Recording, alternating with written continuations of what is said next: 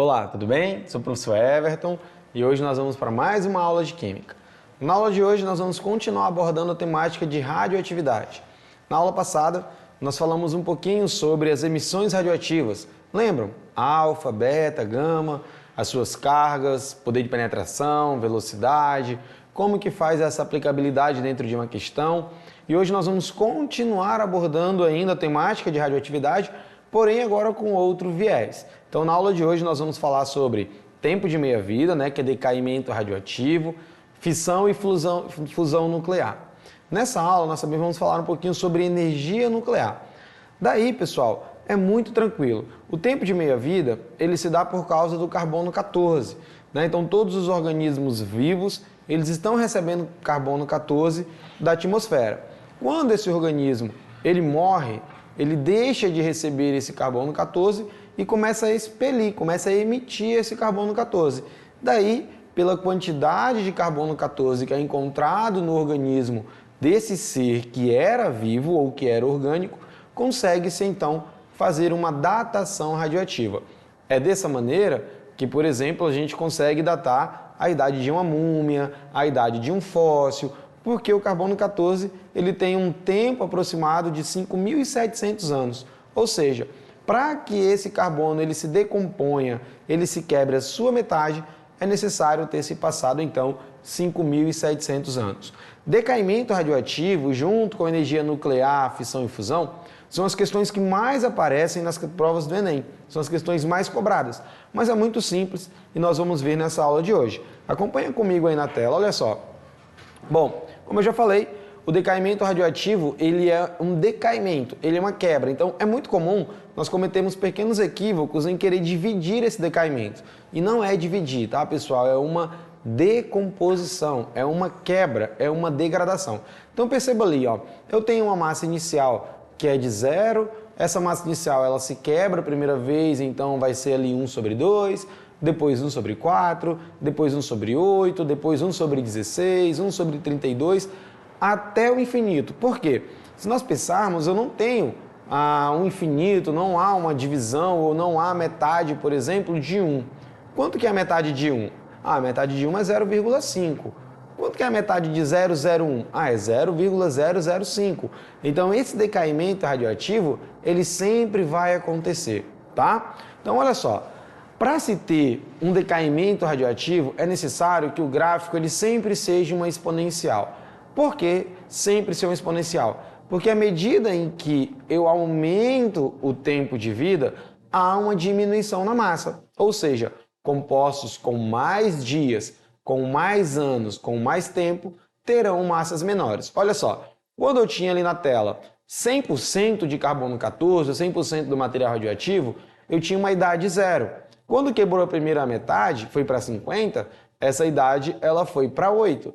Quando foi para 25, essa idade foi para 16. Quando foi para 12,5, essa idade foi para 24. Então eu posso dizer que o tempo de meia-vida ele é 8.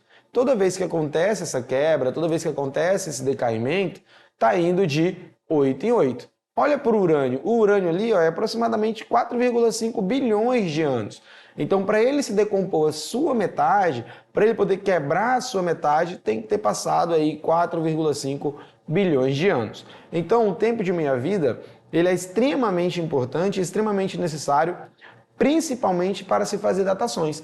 A partir dessa quantidade de carbono 14, nós conseguimos datar com clareza e firmeza a idade de um fóssil ou de algum objeto encontrado na nossa antiguidade. Tudo bem? Acompanha comigo aí na tela, olha só. Esse carbono 14, ele vai ter aí aproximadamente 5.700 anos, é aquilo que eu comentei com vocês agora há pouco, e é sempre uma degradação, tá? Eu não posso esquecer que é sempre uma quebra. Então, se eu tenho 100, a primeira metade é 50, depois 25, depois 12,5, depois 6 e 25 e assim sucessivamente. Não é dividir, tá, gente? Você precisa fazer as decomposições sucessivas. Tudo bem? Então vamos seguir. Na próxima tela, nós vamos falar um pouquinho sobre fissão e fusão nuclear. Nesse exemplo, o que nós temos? Nós falamos de carbono 14, que é uma datação radioativa, e agora nós vamos falar de dois tipos de reações. Uma reação de fissão nuclear e uma reação de fusão nuclear. Bom, a fissão nuclear, como que ela funciona? Olha só, perceba aí na tela, nós vamos ter ali um átomo grande, esse átomo grande ele vai ser atacado por um nêutron, esse nêutron ele vai quebrar este átomo grande, transformando esse átomo em átomos menores e liberando energia. Depois que isso acontecer, essa reação ela retorna e começa a acontecer de maneira em cadeia. Então, para determinar a fissão, é tranquilo. O que é fissão? É sempre a quebra, tá? Fissão é rachadura, fissão é decomposição. Sempre um átomo grande, ele vai se decompor em átomos menores. Isso vai liberar nêutrons que vão atacar outros átomos, decompondo esses outros átomos, transformando eles em átomos menores e assim sucessivamente, fazendo então uma reação em cadeia. Tudo bem? A fissão nuclear, ela é usada, por exemplo, nas bombas atômicas. Então, uma bomba atômica é uma bomba de fissão nuclear, tá? Há uma quebra de um átomo. Normalmente esse átomo ele é urânio, que se transforma em bário. Então, um átomo grande se convertendo em átomos menores, nós temos aí a fissão nuclear. Tudo bem? Já a fusão nuclear, ela é o inverso. Se na fissão eu tenho a quebra de um átomo grande se decompondo em átomos menores, na fusão nuclear eu tenho átomos menores se formando, né, se unindo e formando átomos maiores. Quem não lembra, né, da fusão mais famosa da televisão brasileira? Dragon Ball Z, quem acompanha ou quem já assistiu, sabe do que eu estou falando. Então, quando eu falo de fusão nuclear, eu tenho lá o Goten e o Trunks. Quando eles fazem uma fusão, eles se formam no Gotenks, alguém mais famoso, né? Alguém mais poderoso. E isso é simplesmente fusão nuclear. Então, quando eu pego um átomo maior, quebro este átomo em átomos menores, fissão nuclear. Quando eu pego átomos menores, junto esses átomos se unem e formam átomos maiores, fusão nuclear. A fusão nuclear mais famosa que a gente tem são entre os átomos de hidrogênio que acabam tendo características do átomo de hélio. Então veja bem, o hidrogênio ele tem seus isótopos, né, radioativos, o deutério e o trítio. Esses isótopos, quando eles se unem, eles formam então um átomo maior, que é o átomo de hélio. A fusão nuclear, vocês estão acompanhando, né, nas outras aulas de biologia, de geografia, sobre a origem de universo. Então, a fusão nuclear é as reações que acontecem no nosso Sol, por exemplo, né? Então, o nosso Sol ele emite muita energia devido às reações de fusão nuclear que acontecem lá. Então, essa fusão nuclear ela é muito mais enérgica do que a fissão nuclear.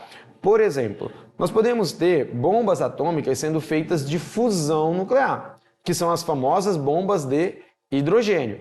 Porém, pessoal, essas bombas atômicas elas não têm controle, né? Nós não sabemos a quantidade de newtons de energia que elas podem liberar. Já as bombas de fissão nuclear, que são os casos das bombas atômicas, né? Como, por exemplo, Hiroshima e Nagasaki, que já foi uma bomba nuclear, aquela bomba ela foi constituída por uma bomba de fissão nuclear. Então tinha um átomo grande, houve uma decomposição, essa decomposição libera uma quantidade de energia e, claro, deixando um vestígio super perigoso, que é toda a radiação que fica no meio ambiente devido à explosão.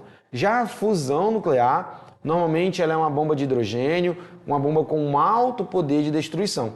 Se, por exemplo, em Hiroshima e Nagasaki tivesse sido uma bomba de fusão nuclear, o Japão inteiro teria desaparecido da face da Terra, não somente aquelas duas cidades.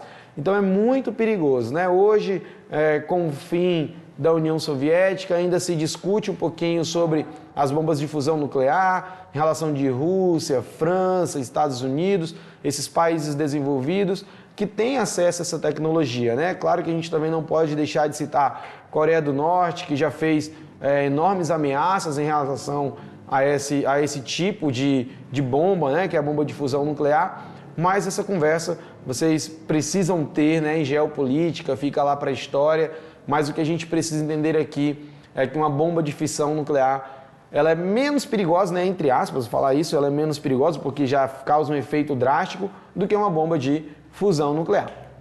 Então, recapitulando, né, a fissão nuclear quebra o átomo e a fusão nuclear junta o átomo. Para isso ficar muito tranquilo, é só você lembrar, um átomo grande se transformando em átomos menores, fissão, quebra. Dois átomos menores se transformando em átomos maiores, fusão, junção. Quem tem mais energia? Fusão. Tudo bem? Bom, então vamos lá, vamos seguir. Olha só aí na tela agora, nós vamos falar um pouquinho sobre energia nuclear.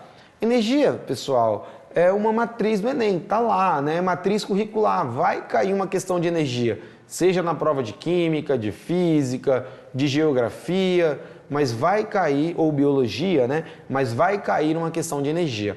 É fato, isso é matriz curricular. E uma das fontes de energia é a energia nuclear. Olha só como que funciona a energia nuclear. Você está vendo aí na sua tela um reator. Esse reator, ele contém urânio, é aquele cilindro amarelo, tá vendo? Onde tem umas artes vermelhas, acompanha aí na tela.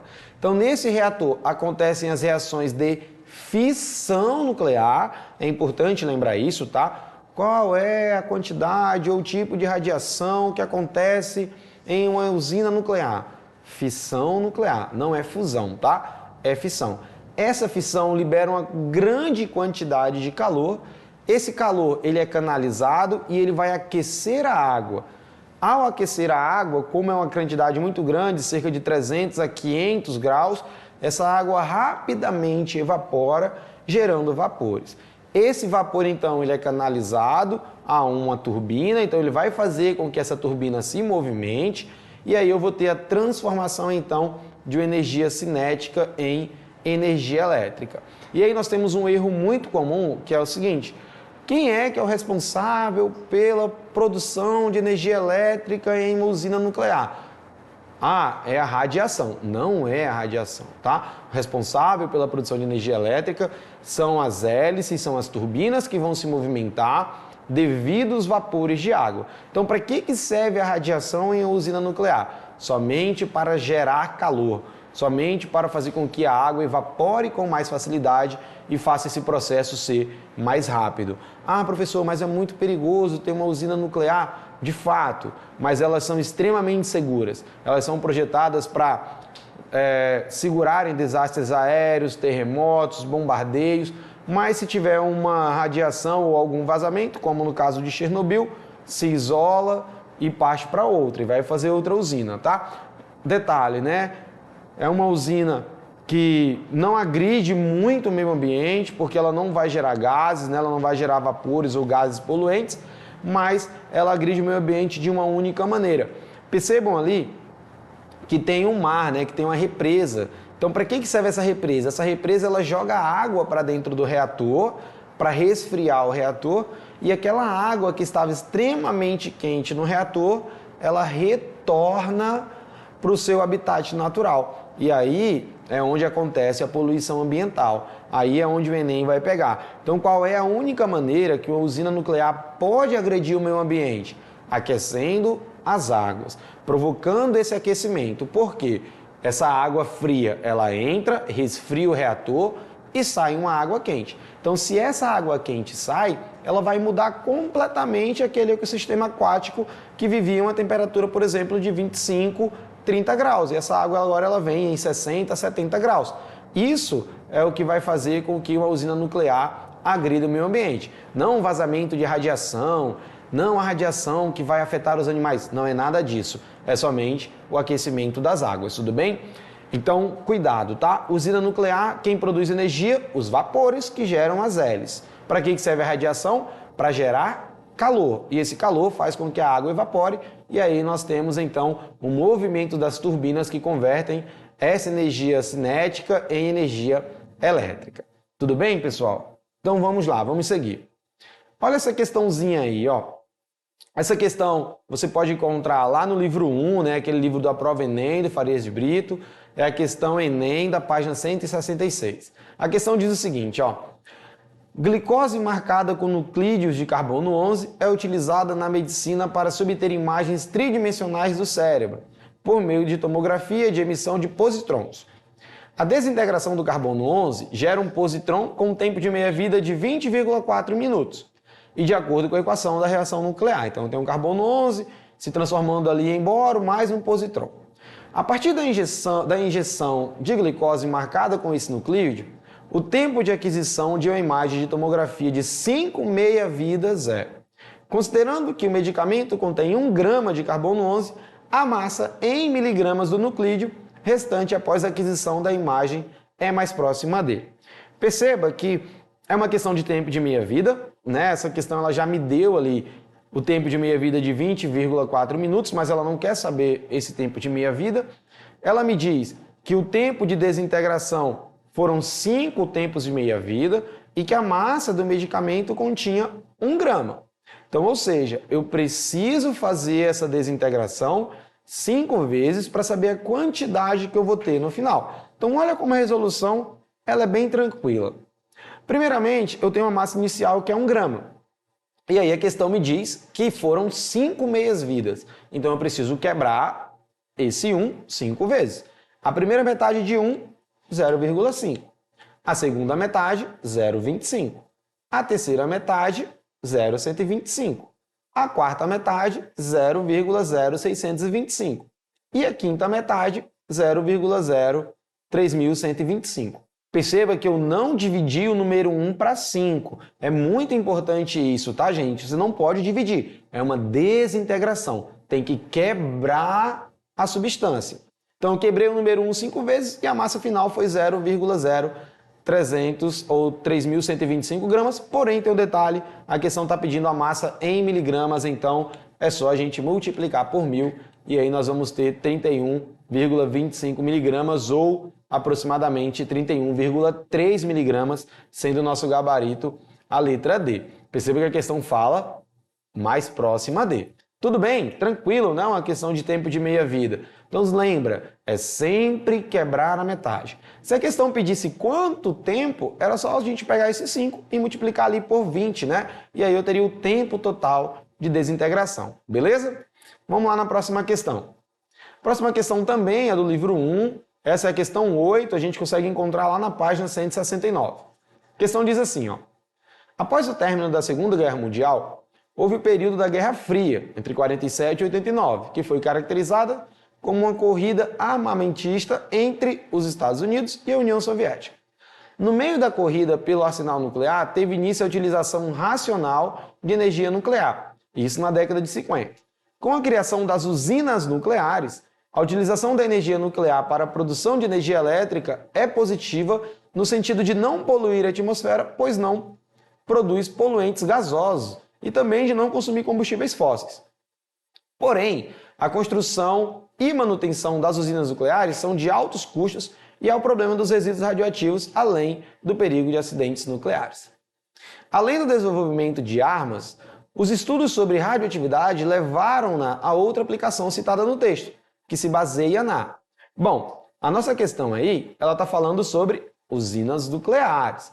Então, sobre usinas nucleares, qual é o princípio da radiação que trabalha com usina nuclear? Isso foi falado na aula. Olha só, a letra A diz o seguinte, fusão nuclear. A letra B, fissão nuclear. Letra C, tempo de meia-vida. Letra D, decaimento eletrônico. E letra E, quebra de ligação química. Nós podemos eliminar, então, decaimento eletrônico, quebra de ligação química, porque eu estou falando de uma usina nuclear. E aí, pessoal, vocês poderiam ficar na dúvida, né, entre A e entre letra B, fusão e fissão nuclear. Mas nós vimos aqui durante as aulas que a usina nuclear ela funciona por decomposição de um átomo grande em átomos menores. Logo, nós temos aí a fissão nuclear. Tudo bem, gente? Então, vamos seguir para a próxima questão. A próxima questão é uma questão Enem. Ela vai dizer o seguinte, ó. A bomba reduz nêutrons e neutrinos e abana-se com um leque de reação em cadeia. Nesse fragmento de poema, o autor refere-se à bomba atômica de urânio. Essa reação é dita em cadeia por quê? Letra A. A fissão do urânio ocorre em liberação de grande quantidade de calor que dá continuidade à reação. Verdade. Há uma grande quantidade de calor, porém não é o calor que dá continuidade à reação, é um nêutron que é liberado, né? Então, letra B. Fissão do urânio ocorre liberação de energia que vai desintegrando o isótopo, também não é a liberação de energia. Letra C. Fissão do urânio ocorre uma liberação de nêutrons que bombardearão outros núcleos. Olha aí, pessoal, o nosso gabarito, né? Então, a fissão nuclear é uma reação em cadeia porque é a liberação de nêutrons Esses nêutrons atacam outros núcleos, quebrando átomos maiores, transformando em menores e assim sucessivamente, criando então uma reação em cadeia. E aí, pessoal, tudo bem? Bom, gente, obrigado por ficarem até aqui. Para essas e outras aulas, acesse as nossas plataformas. Pode ser www.cee.ac.gov.br ou www.eduque.ce.ac.gov.br. Obrigado, pessoal.